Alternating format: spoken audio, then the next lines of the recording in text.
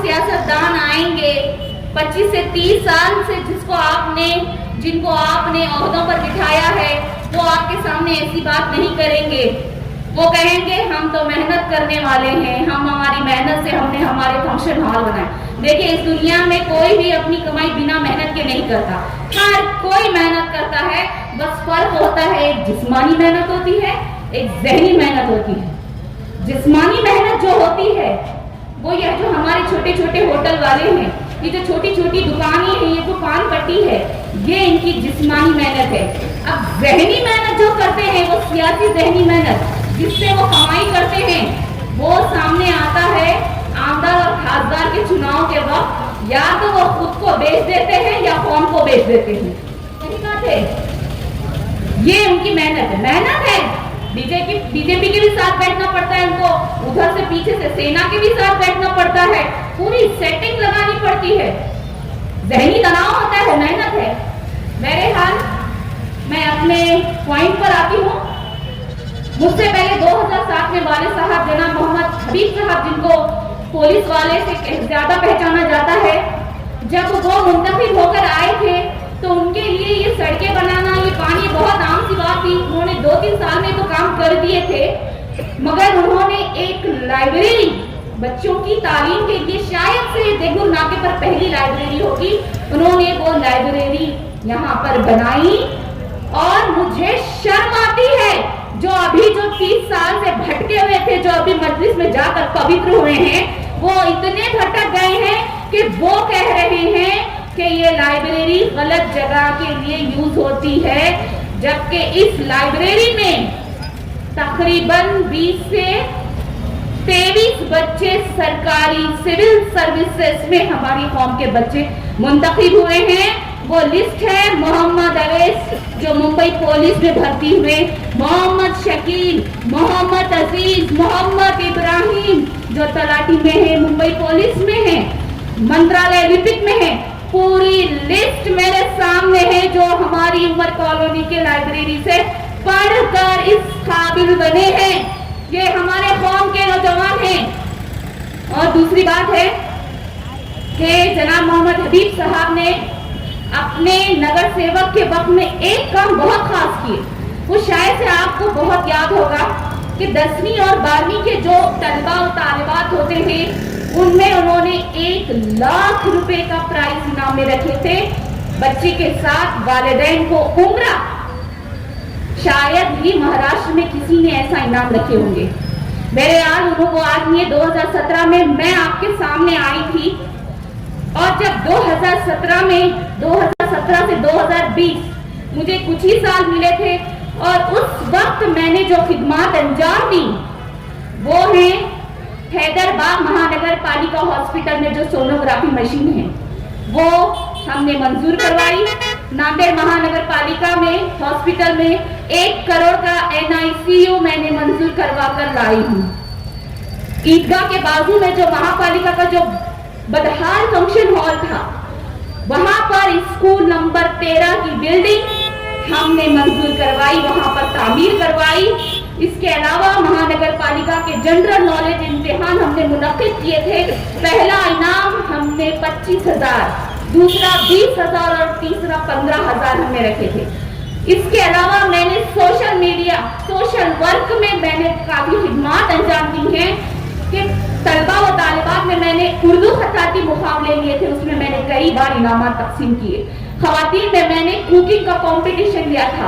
हस्तकला जो हमारे आर्ट का होता है, उसमें मैंने कई मुकाबले लिए, मैंने उनको इनामात से नवाजा। करीब मैंने 100 माजूर बच्चे जो अपंग बच्चे होते हैं, मैंने उनको सरकारी योजनाओं से मैंने उन्हें फायदा दिलाया। यौमे डॉक्टर्स यानी कि जो डॉक्टर का दिन होता है, देगलूर नाके के तमाम डॉक्टर्स को हमने एजाज से नवाजा। कई मुफ्त मेडिकल मुआयना कैंप, कई आंखों के मुआयना कैंप हमने लिए।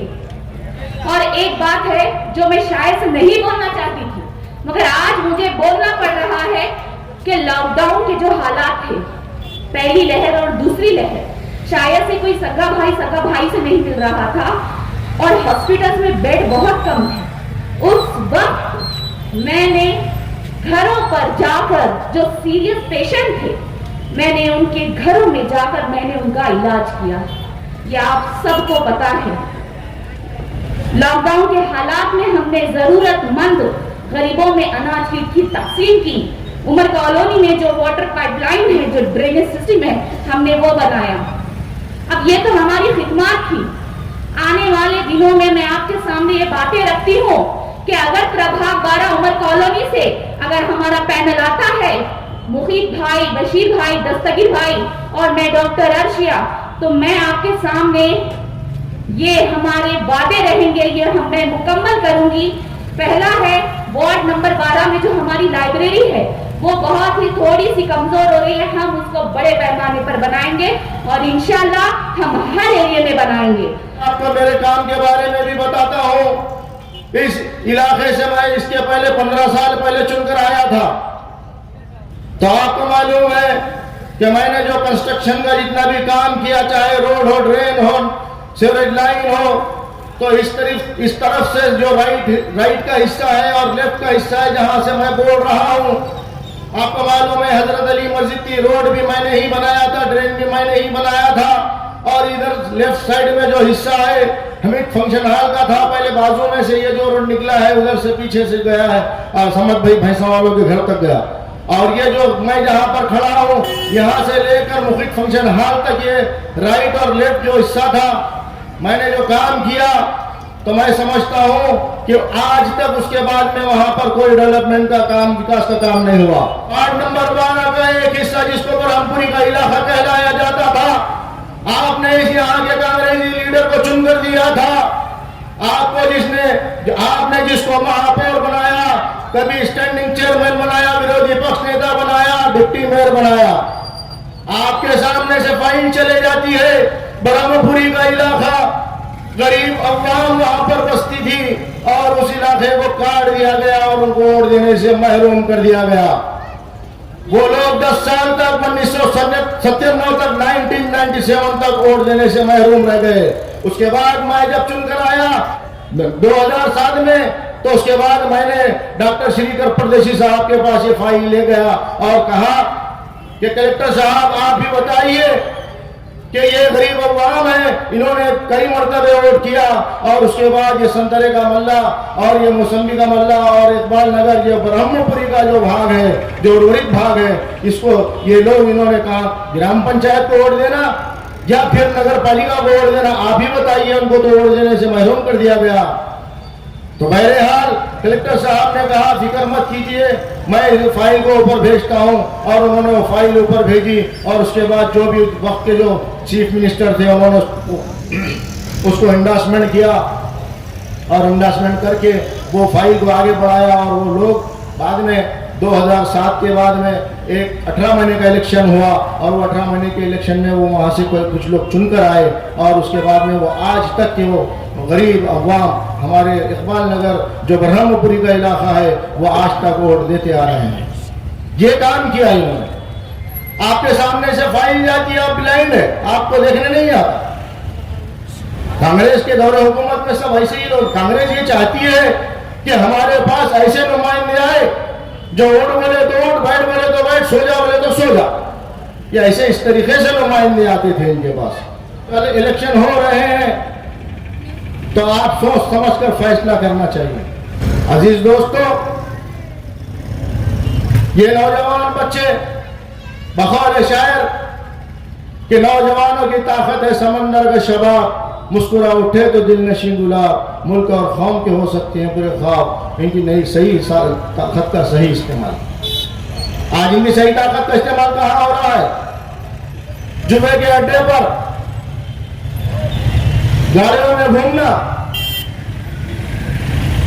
आप देखिए हमारे जो नुकसान उसके जो आगे आने वाले हैं, और ये जो मासूम बच्चे हैं ये पूछेंगे आपसे कि आपने वोट किसको दिया था और कैसे लोगों को दिया था। आपने जिनको 5 साल से चुनकर दिया, 20 साल से चुनकर दिया, 30 साल से चुनकर दिया, उन्होंने क्या काम किया? कभी आप उनसे पूछिए। जो उनके साथ, कांग्रेस वालों के साथ जो घूम रहे हैं, जो नगर पालिका के इलेक्शन के लिए भी खड़े हैं, आप उनसे पूछिए कि आपने इसके पहले 5 साल में क्या क्या काम किया। वो आप नहीं बता सकते आपको। अब हमारे पास में तो बहुत लोग अदाकार हो गए, उन्हें बोल रहा नहीं इसकी हवा चल रही, इसकी हवा चल रही, उसकी हवा चल रही, हर मोड़ पे मिल जाते हैं हमदर्द हजारों, लगता है मेरे बस्ती में अदाकार हो गए। बहरहाल ये इलेक्शन का सिलसिला है, अब ये इलेक्शन में तो ये सब चीजें चलते रहेंगी, लेकिन अल्लाह ताला ने हमको अक्ल सलीम दिया, हमने अक्ल से काम करना चाहिए कि हमने किसको वोट देना और किसको वोट नहीं देना, यह फैसला अपने आप का खुद का, बहकावे में नहीं आना है। आप देख रहे हैं कि ये मजलिस इत्तेहादुल मुस्लिमीन भी आपके सामने आई,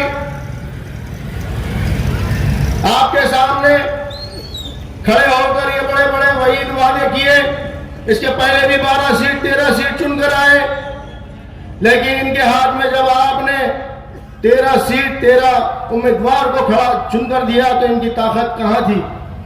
इन्होंने कहा था कि हम दवाखाना बनाएंगे, तो दवाखाना कहां है मेरे भाई। और कांग्रेस वाले तो मक्कार है, कांग्रेस वाले तो झूठे हैं ढागे, लेकिन मजलिस इत्तेहादुल मुस्लिमीन तो मुसलमान है।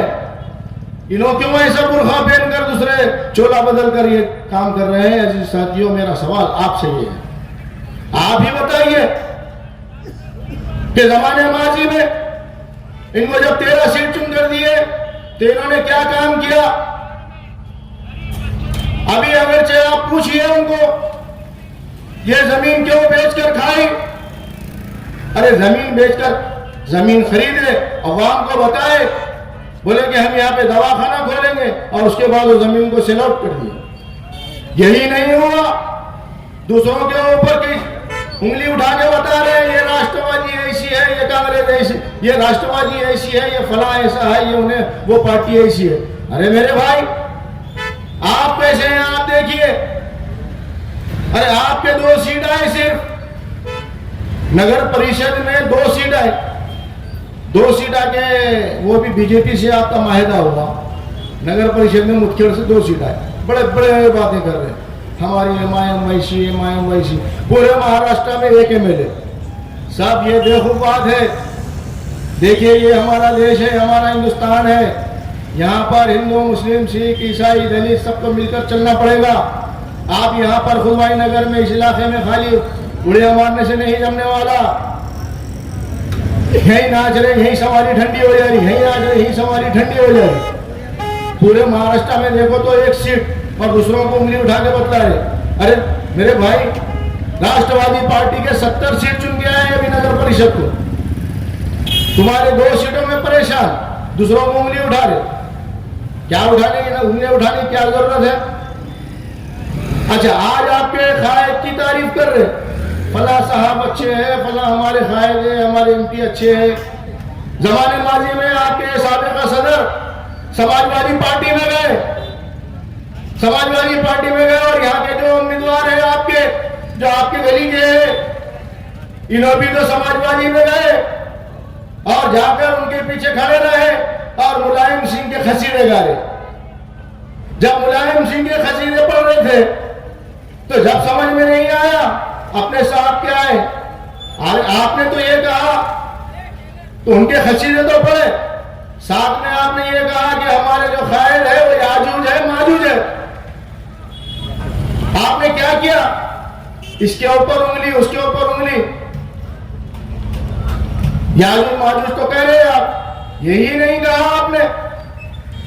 आपके लीडर को आपने ये कहा कि ये लीडर ख्वाजा यूनुस के कत्ल के मामले में एक भी आदमी को 10 पैसे का सपोर्ट नहीं किया। आपने ये भी आपके तहरीर में बोले, यूट्यूब पे जाकर देखो, आपने ये भी नहीं बोला, आपने ये भी कहा साथ ही साथ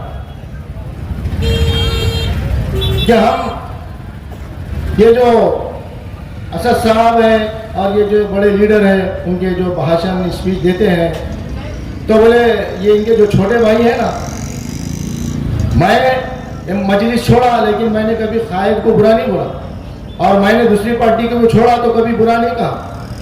आप जैसा ही छोड़े पार्टी मजलिस छोड़कर सीधा समाजवादी में गए, समाजवादी में जाते आपने क्या बोले, बोले हमारे जो लीडर हैं वो नशा करके भाषण देते, बोले नशा करके। तुम्हारे कायद को तुम इतने बखश रहे, तो अजीज साथियों, ये लोगों का कोई एतबार नहीं, भरोसा नहीं।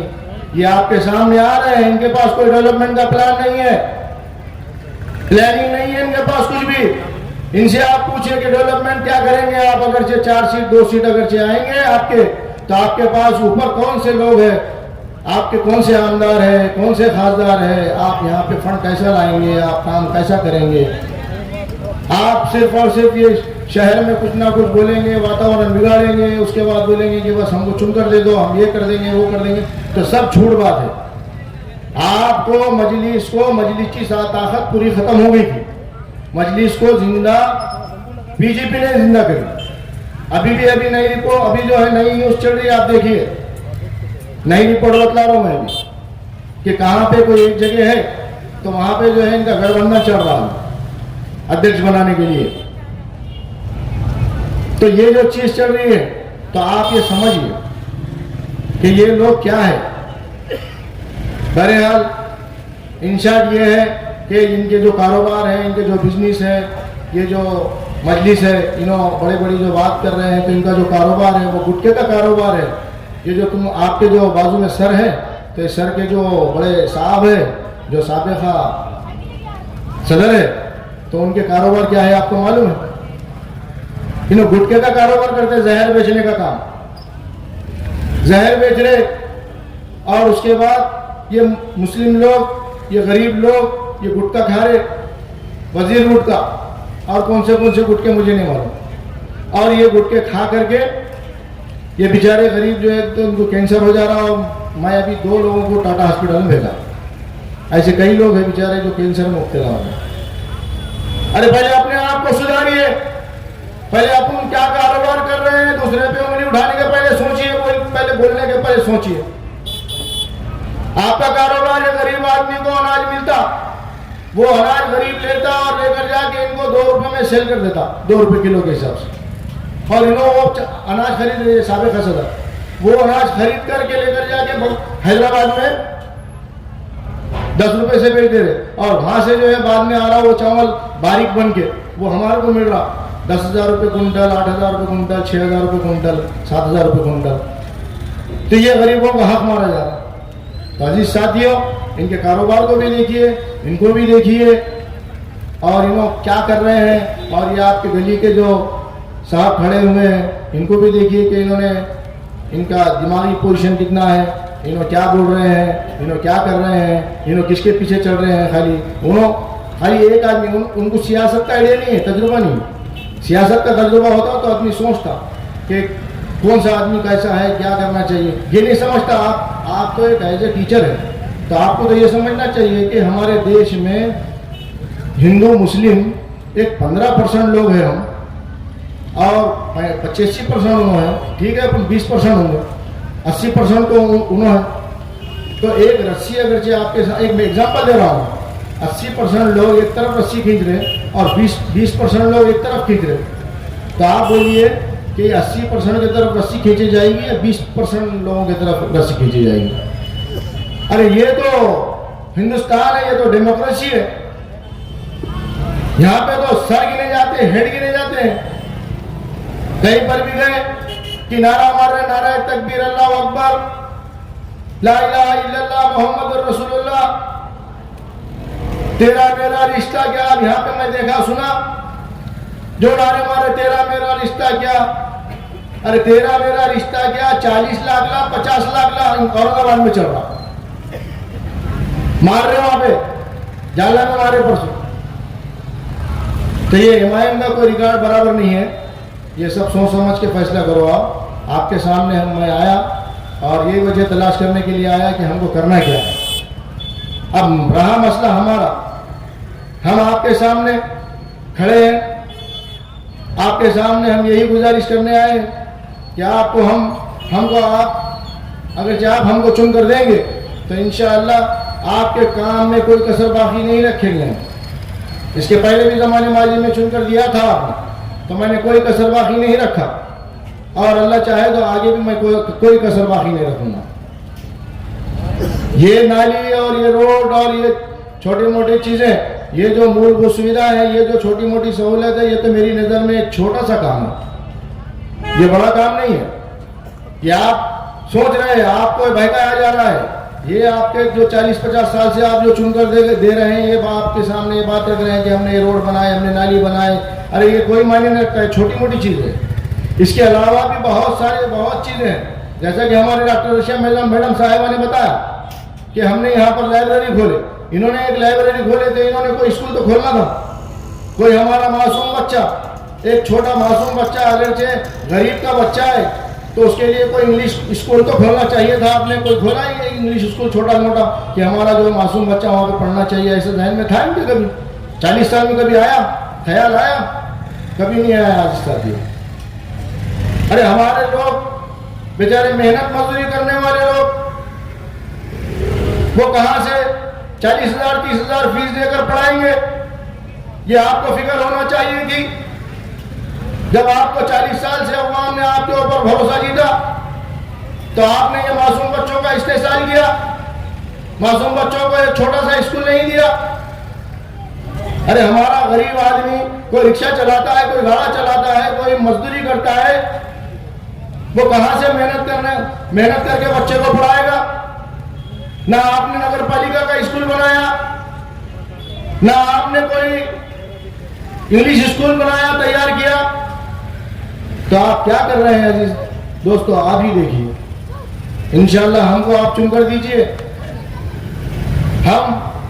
हमारे मैनिफेस्टो में हमने ये चीज रखे कि हम यहाँ पर स्कूल कायम करेंगे, एक छोटा सा इंग्लिश स्कूल और अच्छा सा, और जिसमें जो है कम फीस रहेगी। जहाँ 50,000 है, 40,000 है, 30 है, अल्लाह चाहे तो आप हमको चुनकर दीजिए, फिर और मौका दीजिए आप, फिर देखिए कि हमारा काम कैसा होता है, हम क्या कर सकते हैं, क्या नहीं कर सकते। यहाँ पे हम गार्डन बनाएंगे, उन्होंने तो आपको गार्डन नहीं दिया, हम गार्डन बनाएंगे, हम वादा कर रहे हैं आपके सामने।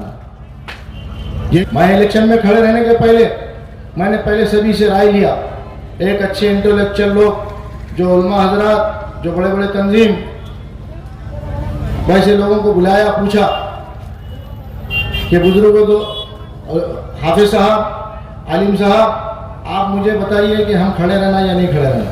तो सब ने ये कहा कि मुफीद भाई आपकी ज़रूरत है, आपके पैनल की ज़रूरत है, और आप ये पैनल आपका पूरा पढ़ा लिखा है, आप यहाँ पे खड़े रहेंगे तो अच्छी नुमाइंदगी हो सकती। मुझे ज़रूरत नहीं थी इलेक्शन में खड़े रहने की, आप खड़े नहीं उतरे इसलिए मैं खड़े रहा। आज हम महफूज नहीं है, हमारे पास यहाँ पे इतनी दादागिरी हो चुकी है कि कोई हमारा छोटा, अगर से कोई किराना दुकान चला रहा है, कोई गोश्त की दुकान चला रहा है, कोई तरकारी की दुकान चला रहा है, तो कोई आते हैं लोग और खंडनी मांगना शुरू कर देते हैं। ये कौन देखने वाला है इनको? इनका लीडरों का काम है कि लीडर लोगों ने इनको तंबी करना चाहिए, तो इन्होंने उनको हवा देते उल्टा। तो ये इसलिए मैंने सोचा कि ठीक है, अपन तो समझो कम से कम खड़े रह करके किसी का कुछ काम करेंगे। तो ऐसे बहुत सारी चीज़ें हैं जो आपके इल्म में नहीं है। तो इंशाअल्लाह बहरहाल मैं बहुत अच्छे काम करूँगा।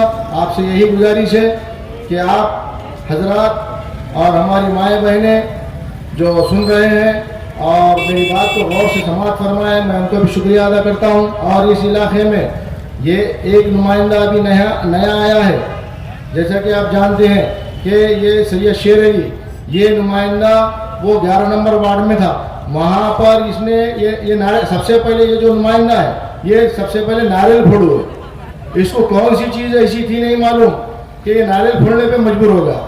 नारियल फोड़ रहे, कुक्कू लगा रहे, गेहूँ उतार रहे, ये कर रहे, वो कर रहे। तो सबसे पहले ये इनकी मजबूरी है। अब इनका पेड़ भर रहा ही नहीं, गाड़त का गाड़ा भर रहा ही नहीं।